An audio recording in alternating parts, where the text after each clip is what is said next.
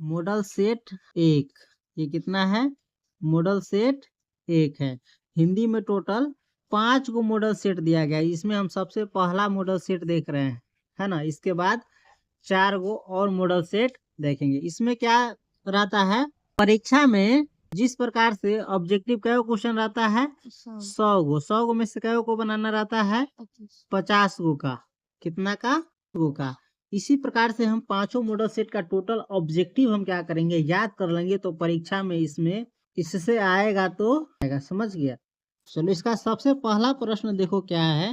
बाबा साहेब भीमराव अंबेडकर के विख्यात भाषण एनिहिलेशन ऑफ कास्ट का हिंदी रूपांतर जाति भेद का उच्छेद नाम से किसने किया है? यानी कह रहा है बाबा साहेब भीमराव अम्बेडकर के विख्यात यानी प्रसिद्ध भाषण है कौन? Annihilation of caste. कौन है? Annihilation of caste. ये इंग्लिश में लिखा हुआ है। किस में लिखा हुआ है? इंग्लिश में। तो इसी इंग्लिश में लिखा हुआ जो भाषण है इसको ट्रांसलेट करके, अनुवाद करके जाति भेद का उच्छेद नाम से हिंदी में किसने किया है? तो ललई सिंह यादव ने। इसका सही ऑप्शन क्या होगा? बी। बाबा साहेब भीमराव अंबेडकर के विख्यात भाषण एनिहिलेशन ऑफ कास्ट का हिंदी रूपांतरण जाति भेद का उच्छेद नाम से किसने किया है? ललई सिंह यादव ने। अगर इसको संक्षेप में समझना चाहो तो हो गया। अगर डिटेल्स में समझना चाहते हो तो जिस प्रकार से हम लोग इंग्लिश में लिखा रहता है दिस इज कैट, क्या लिखा रहता है? This cat. ये किस में लिखा हुआ है? इंग्लिश में। तो जो इसको इंग्लिश नहीं आता वो इसको थोड़ी ना पढ़ सकता है। तो इसको हिंदी में जो पढ़ने आता है उसके लिए लिख सकते हैं यह एक बिल्ली है। ये हिंदी में ट्रांसलेशन किसने किया? मैंने किया, यानी मेरा नाम विपिन कुमार है, मैंने किया। तो उसी प्रकार से ये इंग्लिश में लिखा था, इसको इंग्लिश से हिंदी में अनुवाद किसने किया? तो ललई सिंह यादव ने। प्रश्न का अर्थ समझ गया? दूसरा क्वेश्चन है, बाबा साहेब भीमराव अंबेडकर के अनुसार जाति प्रथा कैसी प्रथा है? 4 गो ऑप्शन दिया है, बी सी डी। हम इस चारों को पढ़ने में समय बर्बाद अब नहीं करेंगे, है ना। सीधे डायरेक्ट हम इसका सही आंसर खोजेंगे और उस पर हम टिक लगा देंगे। लेकिन परीक्षा में तुमको पढ़ना पड़ेगा। हम लोग पढ़ लिए तो फटाक से ध्यान रहता है। बाबा साहेब भीमराव अम्बेडकर के अनुसार जाति प्रथा कैसी प्रथा है? गंभीर दोषों से युक्त। बी में है स्वतंत्रता, समता, भ्रातृत्व से युक्त। सी में है मनुष्य की स्वेच्छा पर निर्भर। डी में है कार्य कुशलता से युक्त। तो कैसी प्रथा है? गंभीर दोषों से युक्त है। ध्यान रखना, किससे युक्त है? भारत की जो जाति प्रथा है इसमें बहुत ज्यादा खराबी है ना। बहुत क्या है? ज्यादा खराबी है, कमी है। इसी को दोष कहते हैं, अवगुण कहते हैं। भारत की जाति प्रथा क्या है? गंभीर दोषों से युक्त है, यानी गंभीर अवगुण से, खराबी से। जैसे ऊंच नीच है, छुआछूत है, ये सब क्या है? अवगुण है, दोष है, कमी है जाति प्रथा में। समझ गया? तो 2 का सही ऑप्शन क्या होगा? उसके बाद है तीसरा क्वेश्चन, गुरु नानक ने किस प्रकार की भक्ति का प्रचार किया? तो सगुण ब्रह्म की भक्ति का, तामसी भक्ति का, राजसी भक्ति का, या निर्गुण ब्रह्म की भक्ति का? तो निर्गुण ब्रह्म की भक्ति का। 3 का सही ऑप्शन होगा डी। चौथा क्वेश्चन देखो क्या कर रहा है। संत कवि गुरु नानक गुरु की कृपा प्राप्त कर किसके साथ एकाकार होने की प्रेरणा देते हैं? समाज के साथ, कि धर्म के साथ, कि गोविंद के साथ, कि परिवार के साथ? गोविंद के साथ सही ऑप्शन होगा इसका। गुरु नानक जी मनुष्य को क्या कहते हैं? उपदेश देते हैं गुरु की कृपा प्राप्त करके किसके साथ एकाकार हो जाना है? गोविंद के साथ, यानी भगवान हरि के साथ, राम के साथ, कृष्ण के साथ। मेन रूप से यहाँ कहा जा रहा है भगवान हरि यानी कृष्ण जी के साथ क्या हो जाना है? एकाकार हो जाना है। चाहे भगवान हरि राम को कहो, कृष्ण को कहो, तो भगवान में मिल जाना है। किसकी कृपा प्राप्त करके? गुरु की कृपा प्राप्त कर। 5वां क्वेश्चन है, दही वाली मंगम्मा शीर्षक कहानी का कन्नड़ भाषा से हिंदी में अनुवाद किसने किया है? दही वाली मंगम्मा किस भाषा में लिखा गया है? ओरिजिनल कन्नड़ भाषा में। किस भाषा में? कन्नड़ भाषा में। और कन्नड़ भाषा तो हम लोगों को पढ़ने नहीं आता है, तो हम लोगों के लिए ही ये हिंदी में लिखा है। किसने लिखा है? इसका अनुवाद किसने किया है हिंदी में? तो वी आर नारायण ने। किसने? आर नारायण ने। तो सही ऑप्शन होगा। अगला सवाल है, दही वाली मंगम्मा से कर्ज किसने मांगा? तो ये तो याद ही है। किसने मांगा? रंगप्पा ने। रास्ते में रोक करके इसे कर्जा मांगा। नलिन विलोचन शर्मा की स्कूल की पढ़ाई कहाँ से हुई? तो पटना कॉलेजिएट स्कूल से। इसका भी सही ऑप्शन क्या होगा? बी। निम्नलिखित में यानी इन चारों में जो नीचे लिखा हुआ है दिया गया उसमें कौन सेन साहब की लड़की नहीं है? सीमा, आलो, आरती, मोहिनी सेन साहब की लड़की यानी बेटी नहीं है। कवि रस खान किस छंद में सिद्ध थे? तो सवैया छंद में। किस छंद में? याद रखना, कवि रस खान किस छंद में सिद्ध थे? सवैया छंद में। कवि रस खान के आराध्य कौन है? यानी कवि रस खान किनकी पूजा करते थे? अपना भगवान किसको मानते थे? कृष्ण को। तो सही ऑप्शन होगा सी। ढहते विश्वास क्या है? ढहते विश्वास ही इसके ऊपर कहानी है, देवी देवता पर से विश्वास उठना। ढहते विश्वास शीर्षक कहानी में यानी ढहते विश्वास कहानी में तुरई के फूल की तरह खिलखिलाकर हंसते लोग, यानी तुरई के फूल की तरह जो खिलखिलाकर लोग हंसते थे उसका चेहरा जो है सहसा क्यों मुरझा गए? तो बाढ़ के कारण। किसके कारण? बाढ़ के कारण, यानी गांव में दाहर आ गया था उसके कारण। ढहते विश्वास शीर्षक कहानी में यानी ढहते विश्वास कहानी में लक्ष्मी ने बांध की निगरानी के लिए, किसकी निगरानी के लिए? यानी बांध की देखभाल करने के लिए, देखभाल के लिए अपने परिवार से किसको भेजा था? भेज दिया अपने लड़के को। किसको? बड़े लक्ष्मी। कुछ अलग से भी आ जाए तो याद रखना, लक्ष्मी के पति का नाम क्या था? याद है?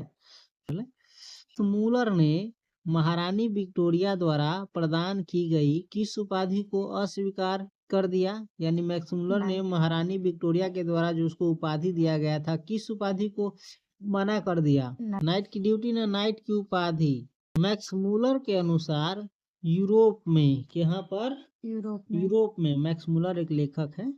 मैक्स मूलर के अनुसार यूरोप में प्रचलित कहावतों और दंत कथाओं का प्रमुख स्रोत किस धर्म को माना जाता है? ईसाई धर्म को, कि हिंदू धर्म को, कि बौद्ध धर्म को, कि यहूदी धर्म को? हिंदू धर्म को। किसको? निम्नलिखित में यानी इन चारों में घनानंद में, रसखान में, प्रेमघन में, दिनकर में, इन चारों में कौन प्रेम के पीर के कवि है? प्रेम की पीर के कवि कौन है? तो घनानंद सही ऑप्शन होगा। ये तो बताए हैं कवि घनानंद अपने आंसुओं को यानी कनई चितलोर के कहाँ पहुंचाना चाहते हैं? मुगल बादशाह के महल में, प्रेमिका सुजान के आंगन में, नादिर शाह के शिविर में, मथुरा के महल में। कहाँ? प्रेमिका सुजान के आंगन में। कोई प्रेमी रोता है तो अपने प्रेमिकी के अंगना में आंसू बरसावे चाहे कि ओकरा दुख पता चले।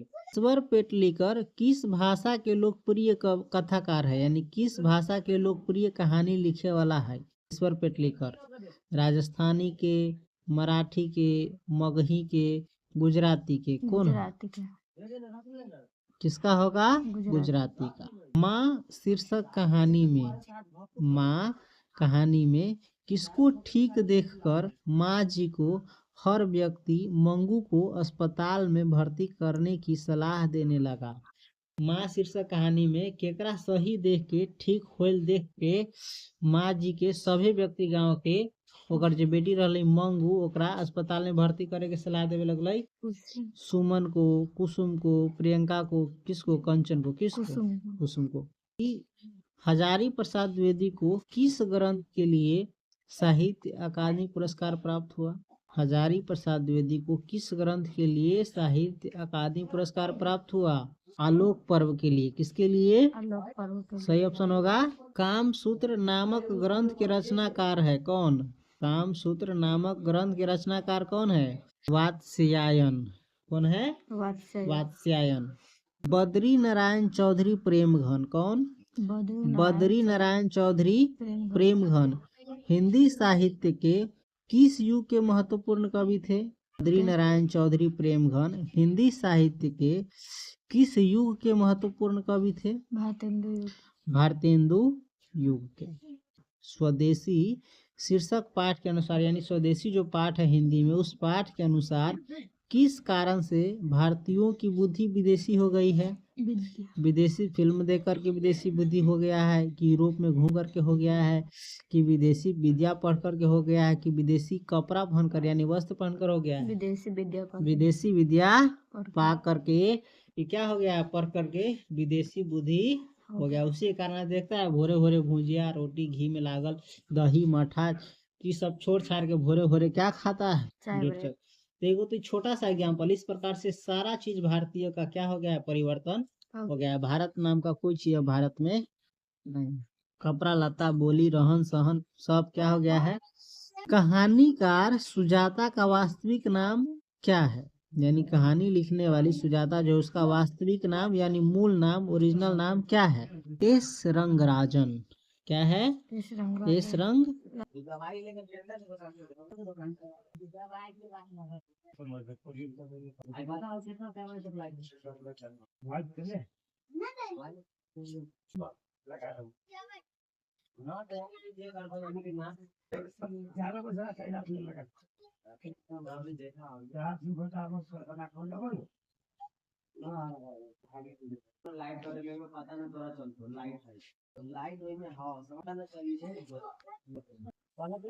नगर शीर्षक कहानी में, किसमें, नगर कहानी में, ये वर्णिका से लिया गया है। हिंदी का जो दो किताब है ना, एगो धूल एगो वर्णिका, तो ये वर्णिका में है। नगर शीर्षक कहानी में वल्ली अमाल अपनी लड़की पापाती के साथ मदुरै स्थित बड़े अस्पताल के किस विभाग के बाहर बरामदे में बैठी प्रतीक्षा कर रही थी। किस विभाग के बाहर, बहिरंग रोगी विभाग के। किसके, बहिरंग रोगी विभाग के। एगो तरीका बता देते हैं यहाँ पर, इस सब का आंसर ही सिर्फ याद कर सकता है। अगर जिस विद्यार्थी को बहुत कठिन होता है प्रश्न उत्तर याद करने में, इस सब का आंसर क्या कर लेना, ध्यान रख लेना। परीक्षा में जो आंसर मिलेगा क्या कर देना, लेकिन बेहतर है प्रश्न पढ़ना और उसके साथ उत्तर को याद रखना। नागरी लिपि शीर्षक पाठ के लेखक है। नागरी लिपि के लेखक है कौन, गुणाकर मूले। याद नहीं है, नागरी लिपि के लेखक कौन है, गुणाकर मूले। शीर्षक से कंफ्यूज नहीं होना, सीधा नागरी लिपि पाठ के लेखक कौन है, तो गुणाकर मूले।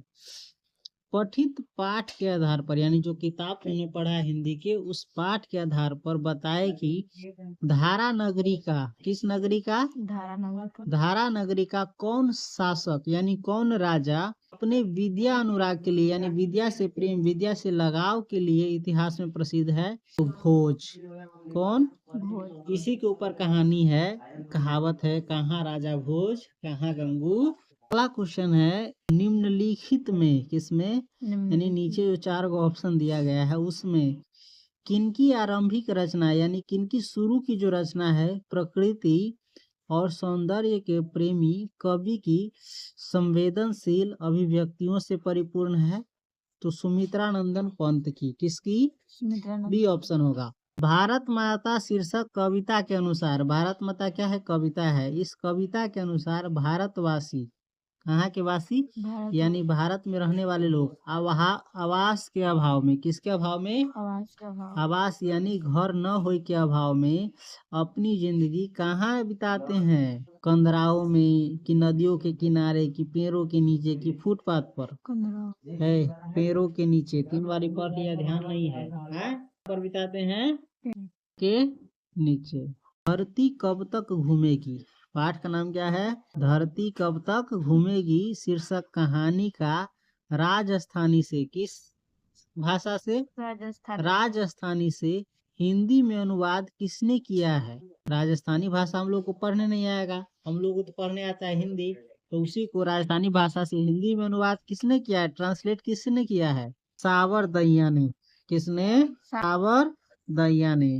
धरती कब तक घूमेगी शीर्षक कहानी में सीता के पुत्रों ने, किसके पुत्रों ने, सीता के पुत्रों ने किस त्योहार के बाद यानी किस पर्व के बाद माँ को बारी बारी से साथ रखने का निर्णय किया, तो शिवरात्रि के बाद उसके बेटों ने सोचा कि बारी बारी से माँ 2 महीना 3 महीना भाज ला के एक पास रहेगी, है ना। अखिल भारतीय, संयोग की बात है कि ये कहानी हमारे समाज में अभी तक चलता है कि नहीं, सही में है कि नहीं, कि घर घर की घटना है कि नहीं है, हमारे घर में भी ऐसा हो रहा था कि नहीं, लेकिन हुआ नहीं, नहीं हम चाहते हैं, ये बहुत बेकार है। अखिल भारतीय कहानी, कौन सी, अखिल भारतीय कहानी प्रतियोगिता में अमरकांत रचित कौन शीर्षक कहानी पुरस्कृत हुई थी। अखिल भारतीय प्रतियोगिता कहानी में अमरकांत रचित कौन शीर्षक कहानी पुरस्कृत, यानी किस कहानी को पुरस्कार मिला था, डिप्टी कलेक्टरी को। किसको, डिप्टी कलेक्टरी, याद रखना ये सब, के घर पर, किसके घर पर? लेखक के घर पर। बहादुर को लेकर कौन आए थे? लेखक के घरे बहादुर को लेकर के कौन आए थे? उनके साथ लेखक के साला साहब। साले साहब ने, है ना। राष्ट्र कवि रामधारी सिंह दिनकर का जन्म कब हुआ? राष्ट्र कवि रामधारी सिंह दिनकर का जन्म कब हुआ? 23 सितंबर 1908 ईस्वी में। जनतंत्र का जन्म शीर्षक कहानी के अनुसार, जनतंत्र का जन्म शीर्षक कहानी के अनुसार अब फावड़े और हल क्या बनने वाले हैं? जनतंत्र का जन्म पाठ के अनुसार फावड़ा और हल यानी कोदारी हल सब क्या बनने वाला है? तो राजदंड। क्या बनने वाले हैं? राजदंड। राजदंड में किनकी लेखनी से वाल्मीकि और कालिदास से लेकर मुक्ति बोध तक की रचनाओं का मूल्यांकन प्रगतिवादी चेतना के आधार पर हुआ है? रामविलास शर्मा के। किसके? रामविलास शर्मा। हिरोशिमा शीर्षक कविता में, किस कविता में? हिरोशिमा शीर्षक कविता में सूरज का प्रतीक अर्थ क्या है? परमाणु बम, है ना। का प्रतीक अर्थ किसे लिया गया है हिरोशिमा में? परमाणु बम। हिरोशिमा क्या है? जापान का एक शहर है ना, नगर है। इसी नगर पर, शहर पर अमेरिका क्या गिरा दिया था? परमाणु बम, जिसके कारण वहाँ के लोग भाप बन के गल गल करके वहाँ सब बाहर से सीधे नीचे गिरने लगा। अभी तक भी वहाँ लूला लंगड़ा पैदा होता है। किसके कारण? परमाणु बम के कारण। 1945 में पटका था परमाणु बम। संगीत भारती की कमाई से, किसके कमाई से? संगीत भारती की कमाई से पंडित बिरजू महाराज, कौन? पंडित बिरजू महाराज ने क्या खरीदी थी? साइकिल। संगीत भारती की कमाई से पंडित बिरजू महाराज ने क्या खरीदी थी? साइकिल। तक में, किसमें? यानी जो किताब है हिंदी की उसमें कवि कुंवर नारायण रचित, यानी कवि कुंवर नारायण के द्वारा लिखा हुआ कौन पाठ? एक वृक्ष की हत्या शीर्षक कविता में किस कविता शीर्षक कविता किस कविता संग्रह से संकलित है? यानी एक वृक्ष की हत्या किनसे लिया गया है? इन दिनों से। किससे? इन दिनों से। अशोक वाजपेयी के अनुसार, किसके अनुसार? अशोक वाजपेयी के अनुसार किनकी विख्यात कृति यानी किनका प्रसिद्ध कृति का शीर्षक है ल मादामोजेल द एवेन्यू? Peter Brook. किसकी? Peter Brook. अशोक वाजपेयी के अनुसार विख्यात कृति यानी प्रसिद्ध रचना का शीर्षक है द मादामोजेल द एवेन्यू, है ना। किनकी है? तो पीटर। हमारी नींद पाठ का नाम क्या है? हमारी। जैसे हमारी नींद के दौरान भी क्या होता है? दुनिया चलती रहती है, मक्खी का जीवन क्रम पूरा होता है, चाहे अंकुर फूट करके बाहर निकलता है, देखेगा शाम में कुछ नहीं और वहां पर सवेरे कुछ लत्ती रोपता होगा तो, है ना। चाहे चना फूले लाई रख देता है, क्या हो जाता है? अंकुरित सब अंधेरे में। वही करा है। हमारी नींद शीर्षक कविता में किसका जीवन क्रम पूरा हुआ? मक्खी का। कई बार पढ़ लिया है, याद रहेगा ना, ये सब याद है ना। विनोद कुमार शुक्ल रचित यानी विनोद कुमार शुक्ल के द्वारा लिखा गया किस रचना पर यानी मनी कौल द्वारा फिल्म का निर्माण हुआ है? विनोद कुमार का लिखा हुआ किस रचना पर जो है मनी कौल के द्वारा फिल्म बना है? तो नौकर की कमीज पर। किस पर? नौकर की कमीज मतलब होता है नौकर के शर्ट, नौकर के शर्ट में पहने वाला रही। कवियत्री अनामिका ने हिंदी वर्णमाला के ग वर्ण की तुलना, किसकी तुलना? हिंदी वर्णमाला में जो क ख ग हो ना, तो वही ग वर्ण की तुलना अक्षर लिखते समय, कौन सी लिखते समय? जिसमें बच्चा के अक्षर लिखल ना सिखाया जाता है उस समय बालक के प्रसंग में, किसके प्रसंग में? बालक के संबंध में किससे की है? तो टूटता हुआ गमले से। उसके बाद अगला क्वेश्चन है नौबत खाने में इबादत। पाठ का नाम क्या है? नौबत खाने में इबादत शीर्षक पाठ साहित्य की किस विधा से रचित है? व्यक्ति चित्र से। किससे? व्यक्ति चित्र से। तो 43 का होगा सी ऑप्शन। नौबत खाने में इबादत इसका अर्थ समझता है ना। देखो मंदिर चाहे बड़का बड़का राजमहल के अंदर जाए पर गेट एगो रहे, गेट पर ऊपरी बैठ के बाजा बजाए वाला रहे, मंगल ध्वनि बजाए वाला। रामायण देखा हुआ तो रावण के गेट पर वैसा नहीं रहे, चाहे अभी बालाजी के मंदिर के सामने वैसा नहीं है, ठीक है, काशी में। तो वही करा है नौबत खाने में इबादत शीर्षक पाठ में काशी के पंचगंगा घाट स्थित, काशी में बहुत घाट है बनारस, तो काशी के पंचगंगा घाट स्थित किस मंदिर की ड्योर यानी देहरी यानी दहलीज का नौबत खाना और नौबत खाने से निकलने वाली मंगल ध्वनि का जिक्र है? बालाजी मंदिर का। निखिल बंग रविंद्र साहित्य सम्मेलन के द्वारा, वो है निखिल बंग रविंद्र साहित्य सम्मेलन के द्वारा कवि जीवनानंद दास द्वारा रचित यानी कवि जीवनानंद दास द्वारा लिखित किस काव्य ग्रंथ को ईस्वी में श्रेष्ठ काव्य ग्रंथ का पुरस्कार दिया गया था? लता सेन को। किसको? वनलता सेन को। लौट कर आऊंगा फिर, बंगाल की धरती पर, है ना, जीवनानंद दास लिखा ये। लौट कर आऊंगा फिर, जैसे हम लोग बिहार की धरती पर जन्मे हैं अररिया में, तो हम लोग कविता लिख सकते हैं लौट कर आऊंगा फिर का, अररिया में बिहार में। तो यहाँ की मिट्टी से प्रेम होने के कारण, तो वही लेखक कराया, वहाँ की मिट्टी से इसको प्रेम है जहाँ पर इसका जन्म हुआ है, उसी प्रेम में क्या कहता है कि लौट करके फिर आऊंगा, नहीं मनुष्य बनूंगा, कोनो न कोनो रूप में क्या करेंगे, वापस आना चाहता है। किसके? बंगाल के धरती पर। खेत है जहाँ धान के वाला, कितनी अच्छा कविता है, पढ़ाए हैं शायद तुमको, बढ़िया से पढ़ाए हैं। लौट कर आऊंगा फिर शीर्षक कविता में उल्लू कहाँ बोलता है? इस पाठ में उल्लू कहाँ बोलता है? कचनार के पेड़ पर। किसके पेड़ पर? कचनार। महात्मा गांधी की माता का नाम था, क्या नाम था? पुतलीबाई, रामाबाई, लक्ष्मीबाई, कांताबाई। महात्मा गांधी की दृष्टि में यानी महात्मा गांधी के नजर में, विचार में सबसे उदात्त और बढ़िया शिक्षा क्या है? खेल में शिक्षा। क्वेश्चन देखो क्या करा है, निम्नलिखित में यानी इन चारों में किस कवि की काव्य शैली यानी किस कवि की कविता लिखने की शैली जो है गीतात्मक है यानी गीत की तरह है, और भाव बोध में और उसका अर्थ समझने में क्या है, उसके अर्थ में रहस्य उन्मुखता है। किस कवि की? रेनर मारिया रिल्के की। मेरे बिना तुम प्रभु यानी आदमी कर रहा है, लेखक कर रहा है, चाहे इंसान कर सकता है कि भगवान को, मैं अगर नहीं रहूंगा तो तुम क्या रहोगे, तुम्हारी पूजा कौन करेगा, तुमको देखेगा कौन, है ना, ये सब कहता है। तो मेरे बिना तुम प्रभु शीर्षक कविता में यानी मेरे बिना तुम प्रभु इस कविता में भगवान की कृपा दृष्टि, किसकी दृष्टि? भगवान की कृपा दृष्टि जो है, दया की जो दृष्टि है, कहाँ विश्राम करती थी? तो कवि के कपोलों पर। किसके? के कपोलों पर। अय वर्ण का उच्चारण स्थान क्या है?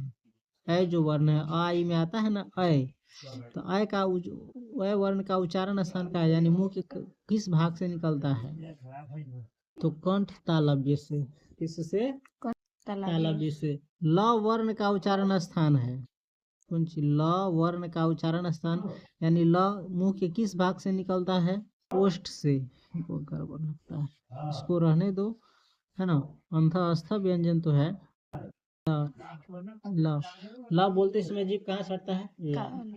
तालू में सटता है ना, चाहे दंत है चाहे ओष्ठ है, दांत में भी सटता है। चलो इसको दंत रहने दो, 52 का ओष्ठ नहीं। अगला क्वेश्चन है, हिंदी में अनुनासिक वर्णों की संख्या है यानी हिंदी में कितना अनुनासिक वर्ण है? 5। कितना है? 5। निम्नलिखित में अघोष वर्ण कौन है? व्याकरण सबसे पूछ रहा है, यानी इन चारों में अघोष वर्ण कौन है? क्या है अघोष वर्ण? जिन स्वरों का उच्चारण स्थान, आई जो है स्वर है, इस स्वर जिस स्वर का उच्चारण स्थान क्या है? नाक और मुंह से होता है और उच्चारण में लघुता रहती है, उसे क्या क्या कहते हैं? अनुनासिक। उस सुर को क्या कहते हैं जिसके कारण शब्द का अर्थ परिवर्तित हो जाता है? उस सुर को क्या कहते हैं जिसके कारण शब्द का अर्थ क्या होता है? बदल जाता है यानी परिवर्तित हो जाता है? अनुतान। क्या कहते हैं? अनुतान। अनुतान। दो वर्णों के मेल से होने वाले विकार को क्या कहते हैं? दो वर्ण के मिलावे से जो विकार यानी बदलाव उत्पन्न हुई है से क्या कहते हैं? संधि। क्या कहते हैं? संधि। संधि। इसमें दो वर्ण मिल करके क्या उत्पन्न करता है? विकार। प, ब, भ, म और च वर्णों के पहले वाले अनुस्वार का उच्चारण क्या होता है? अंग के समान। किसके समान? अंग के समान। हिंदी भाषा किस लिपि में लिखी जाती है? अगला क्वेश्चन है, हिंदी भाषा किस लिपि में लिखी जाती है? हिंदी भाषा किस लिपि में लिखी जाती है? देवनागरी लिपि में। किस लिपि में? देवनागरी लिपि में। अंग्रेजी के जिन शब्दों में अर्थ ओ ध्वनि का प्रयोग होता है उनके शुद्ध रूप का हिंदी में प्रयोग अभिष्ट होने पर आ की मात्रा पर किसका प्रयोग किया जाता है? ये तनका कॉम्प्लिकेटेड सवाल है ना। अर्धचंद्र का। किसका? अर्धचंद्र का। निम्नलिखित में कौन स्वर संधि का उदाहरण है? निम्नलिखित में यानी इन चारों में, निरूपाय में, यशोदा में, शयन में, दृष्टा में कौन स्वर संधि का उदाहरण है? क्या है? पंचम शब्द का संधि विच्छेद होगा पम जोर चम। पढ़ा है ना कल है? पंचम शब्द का संधि विच्छेद क्या होगा? पम जोर चम। यदि तत्सम शब्दों में अ हो तो उसके तद्भव में कौन वर्ण होता है? है ना। यदि तत्सम शब्दों में तालव्य श का प्रयोग हो, किस स का? तालव्य श का प्रयोग हो तो उसके तद्भव में कौन वर्ण होता है? दंती स। निम्नलिखित में कौन पूर्ण विराम है? पूर्ण विराम का चिन्ह कौन है? पहला है कि बी में है कि सी में है कि डी में है? तो सी में है। ये जो एक की तरह लिखा हुआ देख रहे हो ये किसका चिन्ह है? हिंदी में पूर्ण विराम। यानी वाक्य जब पढ़ना शुरू करता है तो यहाँ पर आकर पूरी तरह रुक जाता है। अगला क्वेश्चन है, कौन विराम चिन्ह सामान्यतः दो शब्दों को जोड़ता है? कौन विराम चिन्ह सामान्यतः दो शब्दों को जोड़ता है और दोनों को मिलाकर एक समस्त पद बनाता है लेकिन दोनों का स्वतंत्र अस्तित्व बना रहता है? तो योजक चिन्ह। कौन चिन्ह? योजक चिन्ह। जैसे दो गो शब्द है माता, एगो शब्द है पिता, तो इस दोनों को जोड़ने के लिए चिन्ह आता है ये, है ना। इसको कहते हैं योजक चिन्ह। दोनों को जोड़ करके वो बनाइयो दिया और इस दोनों का अलग अलग अर्थ है। माता का हटले अर्थ है, पिता का हटले अर्थ है। तो यही कह रहा है इसमें। निम्नलिखित में कौन द्रव्यवाचक संज्ञा है? देखो, जो खाने पीने वाली चीज होती है या जो जिसको हम नाप तोल सकते हैं, जोक सकते हैं, उसको कहते हैं द्रव्यवाचक संज्ञा। इन चारों में किसमें? होली, ममता, पानी, दल, इसमें कौन द्रव्यवाचक संज्ञा है? तो पानी। पानी को हम कहला कि खा नहीं सकते हैं, पी सकते हैं। शब्द की जाति को क्या कहा जाता है? लिंग। शब्द की जाति को क्या कहा जाता है? लिंग। निम्नलिखित में कौन बहुवचन है? नारी, वृंद, शाखा, वार्ता, सड़क। कौन है बहुवचन? नारी, वृंद क्या है? बहुवचन। निम्नलिखित में कौन स्त्रीलिंग शब्द है? चित्रकला, किन्नर, खेड़ा, परिवर्तन। चित्रकला। चित्रकला कौन शब्द है? स्त्रीलिंग। निम्नलिखित में कौन पुल्लिंग है? इत्र, चिंता, गदा। पुल्लिंग कौन है? इत्र। इत्र कहते हैं सेंट को। ये क्या है? पुल्लिंग है। निम्नलिखित में यानी इन चारों में कौन विभक्तियाँ अधिकरण कारक के हैं? तो का, के, की, रा, रे। ये किसके विभक्ति है? अधिकरण कारक के। जिन वाक्यों में लगना, जाना, सकना तथा चूकना सहायक क्रियाएं आती है उनमें किसका प्रयोग होता है? इनमें से कोई नहीं, है ना। इन चारों में से किसी का भी नहीं। लगना, सकना, जाना, इस सब में ने का प्रयोग होता है, ने का प्रयोग नहीं होता है, ने और को का प्रयोग होता है। इन चारों में से कोई नहीं होगा, तीनों में से। लड़का पेड़ से गिरा। क्या है? लड़का पेड़ से गिरा। इस वाक्य में कौन कारक है? अपादान कारक। देखो, पेड़ से गिरने के बाद पेड़ से अलग हो गया तो इस प्रकार रहेगा तो कौन कारक कहेंगे? अपादान। बिल्ली छत से कूदी तो छत से अलग हो गया, कौन कारक रहेगा? अपादान। वाक्य से अलग। किन से अलग? वाक्य से अलग रहने वाले शब्दों को शब्द कहते हैं। जब कोई शब्द वाक्य में नहीं रहता है, सेंटेंस में नहीं रहता है, तो उसको शब्द कहते हैं। किंतु जब ये वाक्य में पिरो दिए जाते हैं यानी वाक्य में लगा दिए जाते हैं तब क्या कहलाते हैं? पद। जैसे लड़का, है ना, अकेले है तो ये शब्द है, वो कथी है? शब्द। लेकिन अगर इसको वाक्य बना दिया जाए, लड़का तेज है ना, तो ये वाक्य बन गया। क्या बन गया? लड़का तेज है, वाक्य बन गया। तो अब लड़का जो है इस वाक्य में क्या बन जाएगा? पद बन जाएगा। अकेला था तो क्या था? ये शब्द। और जब वाक्य में लगा दिया जाता है तो जैसे घोड़ा शब्द है, घोड़ा क्या है? और इसमें लगा देंगे घोड़ा तेज है, ये हो जाएगा पद। घोड़ा काला है, पद। घोड़ा बहुत तेज दौड़ता है, वाक्य में चला गया तो ये पद बन जाता है। ठीक। अकेले रहे तो पद और वाक्य में जाए ना, अकेले रहे तो शब्द और वाक्य में चले जाए तो पद। हिंदी में कुल कितने सर्वनाम है? 11। हिंदी में टोटल कितना सर्वनाम है? 11। वह, वे, यह, ये पुरुषवाचक सर्वनाम के किस भेद से संबंधित है? तो अन्य पुरुष से। किससे? अन्य पुरुष से। जो संज्ञा या सर्वनाम की विशेषता बताए, जो संज्ञा या सर्वनाम की विशेषता बताए उसे विशेषण कहते हैं। जो संज्ञा या सर्वनाम की विशेषता बताए उसे क्या कहते हैं? जिसकी विशेषता बताई जाए उसे क्या कहते हैं? विशेष्य, है ना। जिसकी विशेषता बताए उसे क्या कहते हैं? विशेष्य। यह बड़े साहसी होते हैं। इस वाक्य में प्रविशेषण है। कौन? बड़े। बड़े क्या है?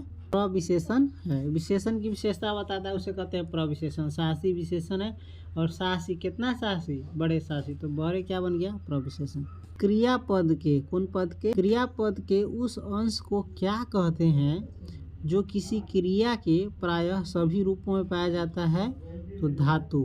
क्या कहते हैं? धातु। निम्नलिखित में कौन कालवाचक अव्यय है, यानी समय बताने वाला अव्यय कौन है? अब से। कौन सी? अब से। अब से क्या बता रहा है? समय बता रहा है। दूर समय नहीं बता रहा है, दूर जगह बता रहा है ना। यहाँ से ये भी जगह बता रहा है। तले ये भी स्तर बता रहा है, स्थान बता रहा है। समय से क्यों बता रहा है? अब से। निम्नलिखित में बलदायक निपात है जो किसी वाक्य में जोर देने के काम आता है। वो क्या है? तो, ही, तक, पर। जैसे, है ना, जैसे वह आएगा तभी मैं जाऊंगा। ये सब क्या है? बलदायक रहता है। जैसे उसके आने पर ही मैं जाऊंगा, तो ये क्या है?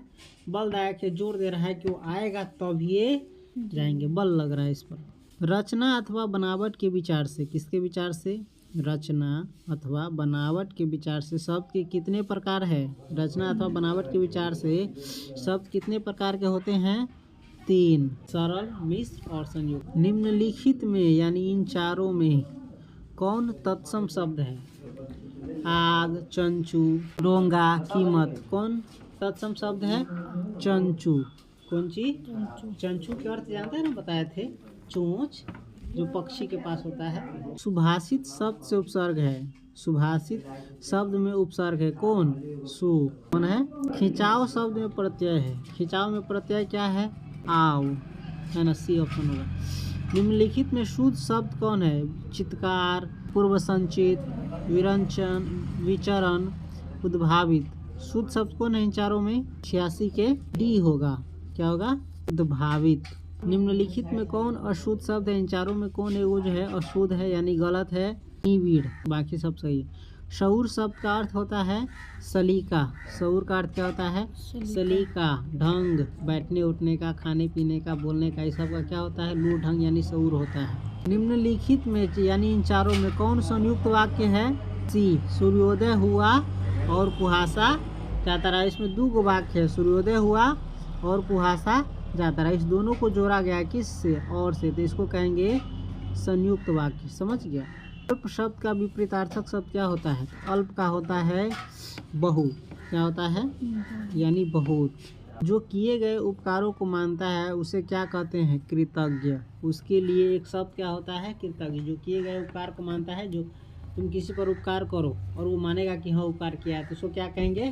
कृतज्ञ। अभी बेटो बेटी सब कृतज्ञ नहीं होता है। सब कुछ कर दो तब क्या तुम्हारे कथी के लिए छापदारी ना।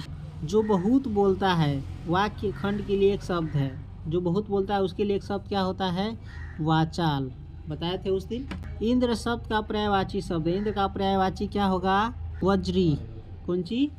ये हाथ में वज्र रखा रहता है, जिससे बारिश कराता है, ठनका ठनकाता है, वज्रपात करता है, यानी तड़का तड़काता है, बिजली ही रहता है। समझ गया? तो इंद्र का पर्यायवाची शब्द है वज्री। नौका शब्द का पर्यायवाची शब्द है कौन? नौका का पर्यायवाची क्या होता है? उडुप। नौका का पर्यायवाची उडुप। नाव भी होता है, लेकिन यहाँ इसमें नाव नहीं दिया हुआ है।